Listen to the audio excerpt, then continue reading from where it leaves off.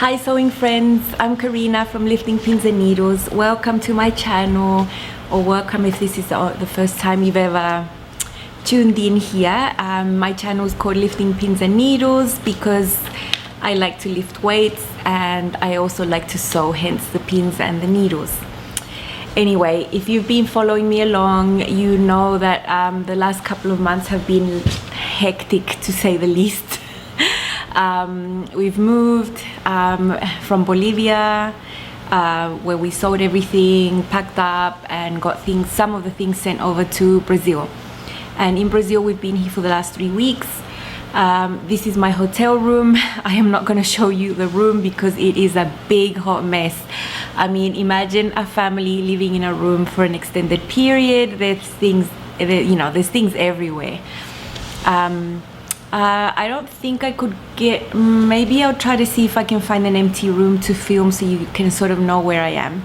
It's nice, but there's no air conditioning, so we're just dealing with 2 humongous fans in our room, and we've sort of become acclimatized. I think we are sweating less and feeling the heat less than when we just got here. Little update. We found the house. The owner is making some minor repairs to it, painting and stuff like that, so we might have the house available in the next couple of days. Anyway, I'll show you. I have a little clip from when I was taking a walk on the outskirts of the university, and you can see the houses from far away, so have a look at that. And over there you can see is a whole neighborhood. It's like a whole suburb outside of the university, and I'm going to be living in one of those houses that you can see there soon, not now. So this university is in the middle of nowhere basically. It's very rural. There is a tiny town about 6 kilometers away from here. There's about a medium-sized town about 15 kilometers from here, and then if I want a really big city I have to go and travel, I don't know, like 45 minutes on the highway. So we are pretty secluded here. Lots of farms, lots of orange and banana and all that stuff, plantations. Anyway, so outside of the university there are like 3 gated sort of compounds where people live with security and all that, so it's very safe. And really hard to find the house. We finally did, and it's not right next to the university. So in Bolivia the house was actually inside the campus. Here it isn't, it's outside, and it's about 3 kilometers, about 2 miles away. So we do need a car because we just can't get around by foot. Anyway, I shall stop rambling. The other day we had like a little breakfast at a farm. Part of the primary school here project is for the kids to work on a little farm, and farm in Portuguese is called fazenda, but because this is a little farm it's called a fazendinha, and it's super cute. I think the kids have learning hours there where they plant and take care of the animals. They have cows, all sorts. Anyway, I'll show you some clips of that. It's really cool. So inside the university campus there's a lake and lots of like ducks and geese and stuff, and they also have loads and loads of parrots. So Martin has just made a little friend, and he speaks English, so they're becoming friends there. Anyway, look at all these macaws. Look at all that. Oh, it's just gorgeous.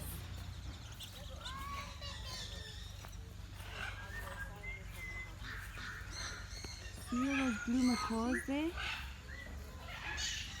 And they have a huge area to fly in. So here's an area with other parrots, and I'm not sure if they have them separated by sex. There's a cockatoo up there and those colorful ones. It is so beautiful. Some of them whistle. So those humongous cages where they have those macaws, they are birds that are legally here in this farm. I think the university has signed some sort of partnership with some wildlife protection sort of agencies, so that they can bring birds here to rehabilitate when they've been caught in illegal trade and things like that. And so on the floor of this huge cage, there were tons of these feathers that just fall off the parrots. So this happens to be from a blue and yellow one. That stands huge. I mean, look at the size of this. So my son and his little friend, they got these long twigs and put them through the fence and made them work like tweezers, and they were able to get lots of feathers out of there and take them home as souvenirs. And I just really love it. I think it's so cool. What else can I tell you? Life update. We are living in a hotel and having all our meals in the university cafeteria. So I don't know if any of you went to college where there was like a cafeteria inside campus. Well, very noisy, lots of young people. The queue to get your meal. But anyway, it's what we can do because I have no way to cook or do any of that inside our hotel room. And the other day we were just there, and I guess there'd been some sort of choir rehearsing, and they just did like spontaneous thing in the cafeteria. Suddenly they all just stood in 4 groups and just burst into song, and I filmed part of it so you can see.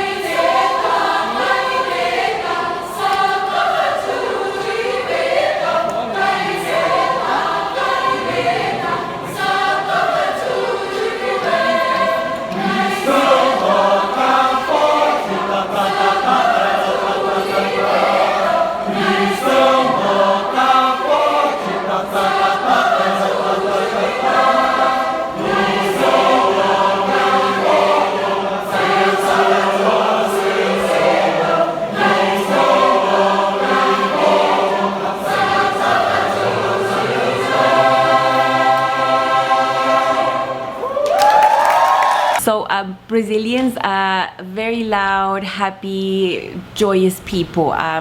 You can totally tell the difference when you just land in the country. Everyone greets you, they talk to you, they're not shy. Yeah, it's just really different to be here, and I'm really enjoying it because it matches my personality way, way more. Not that I'm that outgoing, but I'm not like a dark, sort of closed down, quiet person, you know? So within a few days, I've already made a couple friends. Some of my colleagues, my husband's colleagues' wives have already reached out to me, and very nice and just so welcoming. So it's really cool. That did not happen when I arrived in Bolivia. I had to force myself to meet people and me be the one that go out and reach to people. But you know, it's just different personalities in different places. Anyway, the purpose of this video is to show you my pattern stash, and I think most sewing vloggers have a few of these videos on their channel. I have never done one because I had no pattern stash. None whatsoever. So I'll tell you why, and I hope this doesn't get too boring. Get a bit chatty here. Growing up, when I started sewing, I was in the States, and I was I believe I was in 6th grade when I made my first things. And Mum bought me a pattern in those times in a shop. Don't ask me what pattern it was, but it was a pattern for girls, sort of the tweens, you know, and it was a basic pant with an elasticated waistband and a little blouse, kimono style, like the types that my mum likes to wear. That was similar, you know, with the no setting sleeve, just the kimono type sleeve, shapeless little top for a little girl. And at that time I was a tall gangly thing with no curves, so very easy to get anything to fit really, because there's no bust, hips, what, you know how little girls are, straight up and down. So I started making things with that pattern, and I did lots of things with that, and I modified it. And then when we left the States and I got to Chile, there was no patterns to ever talk about. You couldn't buy patterns anywhere, and the way you got patterns was through magazines. So I used for many years the magazine called Patrones, which is a Spanish magazine from Spain, where similar to Berta, you buy the magazine and there's like 50 patterns in there that you have to trace. In those years, I learned how to draft because my great aunt taught me, and I started cloning as well. So if you think you can't sew without patterns, you are wrong. I mean, I've been sewing without patterns for years, for decades. There's just different sources of where to get them. So then when I was in Brazil, I also had access to Brazilian fashion magazines with patterns. Just by going to a shop the other day, I could see like 5 or 6 different types of magazines. So it is a big thing here. They're beautiful magazines, beautifully styled, and they all come with patterns. So one I used a lot in those years was one called Manakim, and another one called Moda Moldes. And I've still been using that because I did find some of those magazines in Bolivia. When I was in New Zealand, I was there for 5.5, almost 6 years. Me and my mom would go to Spotlight, either in New Zealand or in Australia, because while I was living in New Zealand, my parents were living in Australia, so I'd go back and forth across the ditch, you know. And the most important place that sold patterns was a big shop called Spotlight, where they sell all sorts of crafty things. And I remember the patterns being so expensive. Like in the States, I always get so envious, you know. They're like, there's a sale at whatever place that were like $150 a pattern or like $199, and then I see these pattern hauls where people got like 50 patterns, and I'm like, oh jeez. Anyway, back then I used to go through catalogs, and I did not want to dish out $15 for one pattern. There just was no way, because I knew I could draft and clone and whatever, you know. But my mom actually did buy, I think, 2 or 3 patterns, very simple ones, and she actually attempted to she made some tops while she was in Australia with her sewing machine. She always says she doesn't know how to sew. She does, but she just doesn't like it. She doesn't like being that meticulous about things. She prefers making home decor, and that's why she has a sewing machine, because she always makes curtains, cushions. She's making like aprons and loads of home decor stuff. So she actually has 3 patterns in her little stash, and I had absolutely none. And then I got into the world of PDF sewing patterns.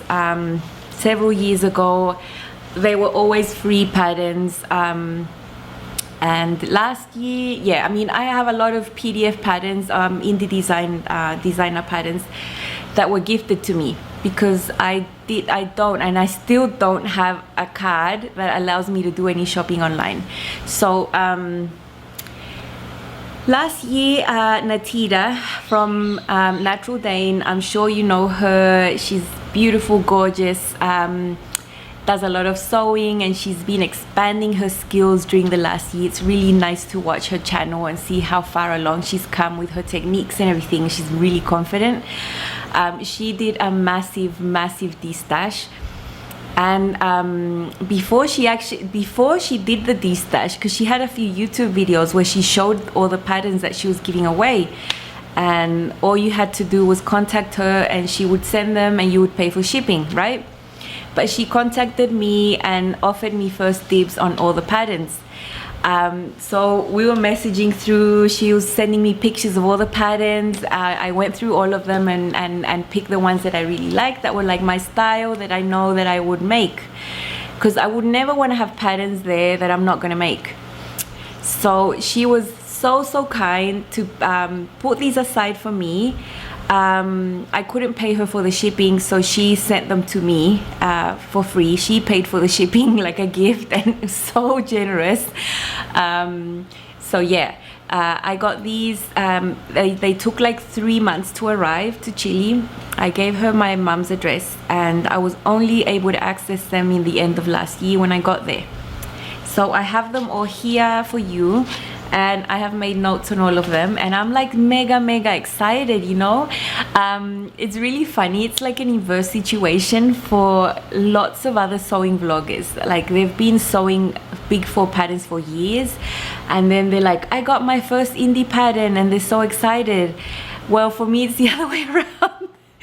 Because I mean, I've been using magazines and indie patterns, and now this is almost the first time I'm going to use a pattern, if you don't count 11 years old, sort of, you know. So I have some patterns, and I will treasure these forever. I will trace them. I won't cut into them, because they are like my babies. They're the only ones that I have and that I'll be able to have, because you can't access these patterns here in South America. So the first one is this one, Butterick 5215. Now I will insert pictures of these, because you know, you can't really see properly, but this is by someone called Connie Crawford, and it's a basic t-shirt pattern. And it's really cool because I don't have a basic t-shirt pattern. I used to have one that was obtained by cloning another t-shirt, and I used that so many times, and the tissue paper was just ripped apart. I taped it together so many times. It was time to let it go. So it went in the trash as soon as I knew I was going to get this one. And it's got different neckline variations and different lengths of sleeves, so I'm really happy to have that. And it only takes 80 centimeters, so it's a really good stash buster. And if you color block, you could even take less fabric to make a t-shirt. So I'm really happy with this. Now I am looking down because I have notes. I have written notes for each pattern, right? Then I have Butterick 6254 by Katherine Tilton. Now this is described as a raglan sleeve coat dress. I don't know why it would be a dress, because it looks like a coat to me. Some knits, ponte knits, double knits. So I really like this, and I really like that it's got a raglan sleeve. It's got 2 views. The only difference with the views is one has pockets and one doesn't. I would do the one without pockets, because I always carry handbags. I don't need to put things in pockets. Pockets add bulk to my hips, so yeah, no pockets for me, thank you. This is really cool. I love it. And 1.9 meters of fabric requirement is, you know, okay, I can deal with wasting that much fabric on a coat. I would lengthen it though to above the knee. Now any coat I will make, and I have plans to make some this year, have to be a tad, maybe an inch longer than the dresses I wear. Now all my dresses are all above the knee. I don't do midi length, I don't do maxi length, I always do above the knee. So if I'm gonna wear a coat on top of a dress, the coat has to be a tad longer, but not a lot longer. So yeah, I have to carefully measure from here down to where I want it, and alter the patterns to the length that I want. Then I have this Simplicity 8216. I really like it. This is like a pussy bow blouse sort of, and dress and tunic tank top variations. I like these 2 variations. I wouldn't go with the tunic length because I'm not sort of like a tunicky person. I just find it really hard to wear tunics. Like, I don't know how to wear them. And if you don't have winter where you can wear tights and boots with them, how else would you wear them, you know?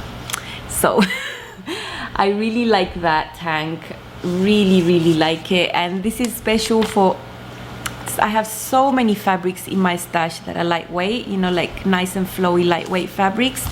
Here it says all types of crepes, crepe de chine, challis, georgettes, whatever. I have loads of those in my stash already, so I could easily knock off a few of these, and I'm really happy with that. I find the fabric requirement for that tank top at 1.5 meters way too much. There was no way it would require that much fabric, so we shall see. The next one is Butterick 6008. This is See Sew, and this one's not available for purchase anymore. I tried to look it up, and no, yeah, I guess on eBay you could find, but I really like this dress, sheath dress. Totally my style, totally the style I would rock. And I like the variation with that thing there, that little placket there on the front, and the sleeveless version. I would not make a belt in the same fabric like here. Like you can make a belt there. I don't like that. I don't care for fabric belts. I'd rather just buy them if I'm gonna wear them. And I like the thin types of belts. So yeah, I really like this. I don't know about the sizing. I'm always confused because some of these patterns have finished garment measurements and others don't. Usually when I look at the finished garment measurements, I am usually the size I am commercially, or the size I would typically make in like indie patterns. Indie patterns, I usually make a size 14 or 16, and if I went by my measurements, I would have to make like, I don't know, what is this, size 18 to 20. So yeah, I've got to do flat measurements on all these pattern pieces to figure out, because I don't want to make a mistake.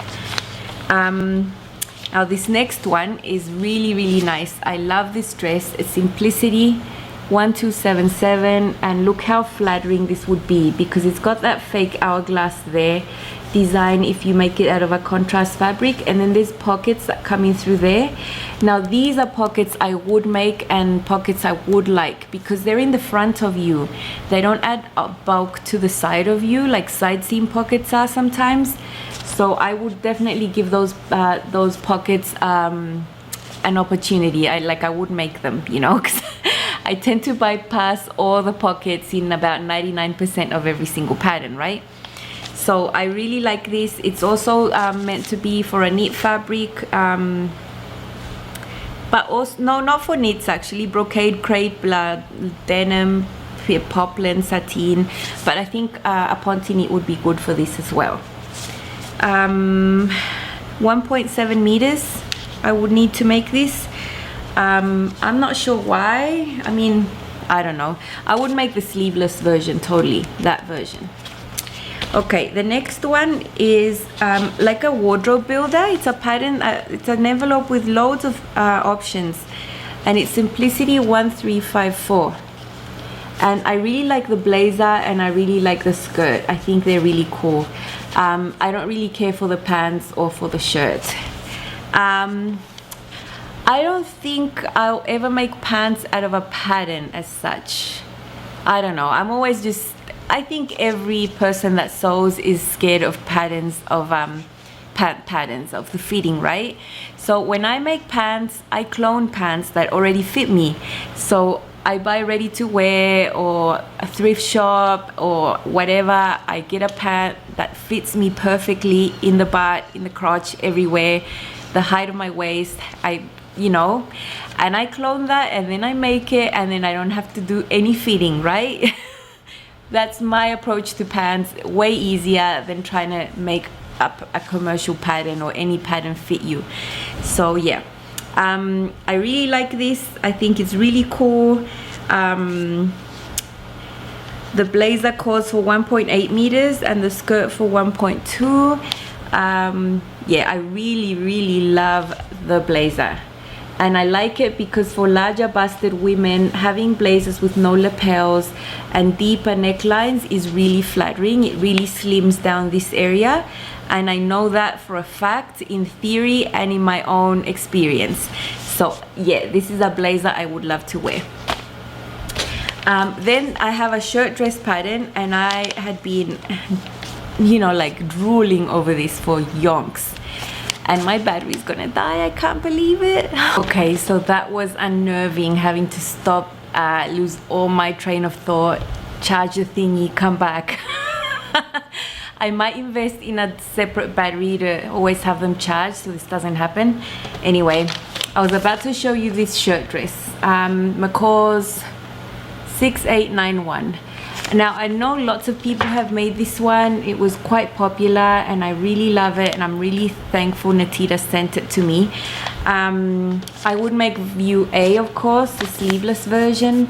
It's got a button placket with lots of buttons, and I'm gonna go on a button rampage this year because last year I was not doing buttonholes. I was just sewing onto the buttons to the thingy because my machine would not make proper buttonholes.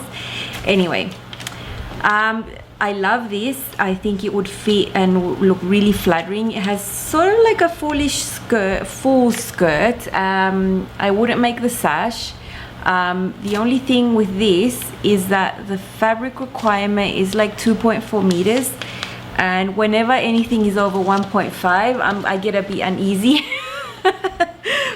Just my thing, like I have limitations on what some sort of garment should require, and when I think it's too much. But just because I love the dress, I think I would waste all that fabric on it, you know, and it'd probably take less than that. Anyway, I really like this one.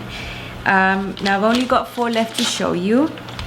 The next one is a Mimi G style pattern by Simplicity. Now it has a different number here. It has that weird number, and when I look it up online, it appears with another number, 8222. So I'm not sure why that is, but it is on sale. Like, you can buy this pattern. I don't really care for the bomber jacket, but I do like the skinny jeans. I like it that it can be made of things that are not denim, and because I'm not into that much denim, you know. So any stretch, something, cotton, whatever would do. And I might give pants a go this year, once at least. I have something against pants, but I do need them sometimes on the rare occasion, and I would like to have a go at making them. So the pants says I would need 1.40 meters, which is okay. Then the next one, I absolutely love it. I absolutely love it. And you would say, why would you make this if you're living in Brazil? Anyway, it's a coat pattern, Simplicity 1254 by Leanne Marshal, and it is so beautiful. That huge lapel sort of neck thing can also be used like a hood, and it comes in 2 lengths. I would make the short length, and this length I would make it longer, as I said before, just above the knee. I would have to do that. And I'm really envious of you girls that have proper winters, because I used to love winter. Like when I lived in New Zealand or Chile, I would wear my coats and my tights and my boots, and I just love that look. I just love it, you know, and I just can't pull that off anymore. But if I can make a coat that looks like a coat but with a really thin fabric, then I could get away with a look sort of like that in the winter that we have here, because you do need one layer, like one something over you. Just it can't be wool, of course. I'll have to really look for the proper fabric to get it to fall nicely, and I really want to make this. Number 10, and I'm almost done showing you my stash, is another like wardrobe builder. Lots of patterns here in one envelope, Simplicity 1467, and I really love the jacket. I really love that detail there on the side. Really like it. I also like the tank top, but mostly I love the jacket. So I think I'll be making this pretty soon. The pants, yeah, maybe, who knows. For the jacket I need 1.7 meters, and for that little sleeveless top 1.10. So I really like this, and I'm happy to give this one a go. And then the last one I really love. Now I've been saying that with all the patterns. I really like them all, and that's why I chose them. When Nateida sent me like photo after photo of everything, I was really mindful to pick the ones that I really loved. And now this one is a Butterick 6260. Lisette, it says up there, might be like the designer, I'm not sure. And on this jacket there, you can't tell the details here on the neckline, but when you look at the line drawings, you'll see that it has a cut like this and then a square neckline, and I absolutely love that look. I love it, and I would like to make a dress out of that. I mean, I've been looking for a pattern that has that sort of shape on a dress, because I really like it. And I really like the skirt, that it hugs your hips and then it has those 2 little like peplums on the side. I absolutely love it. So totally my style. I will totally make this, and I will totally make this jacket sleeveless as well, as I usually make most of my jackets. So that is my stash. 11 patterns. They can fit in a little shoebox. You know, I don't need fancy humongous places to store them because yeah, I don't have that many of them, but the ones that I do, I will treasure, and I'm really grateful. I have 2 more videos coming up before I think I start the sewing ones. Things are getting on track, but I'll talk more about that in another vlog.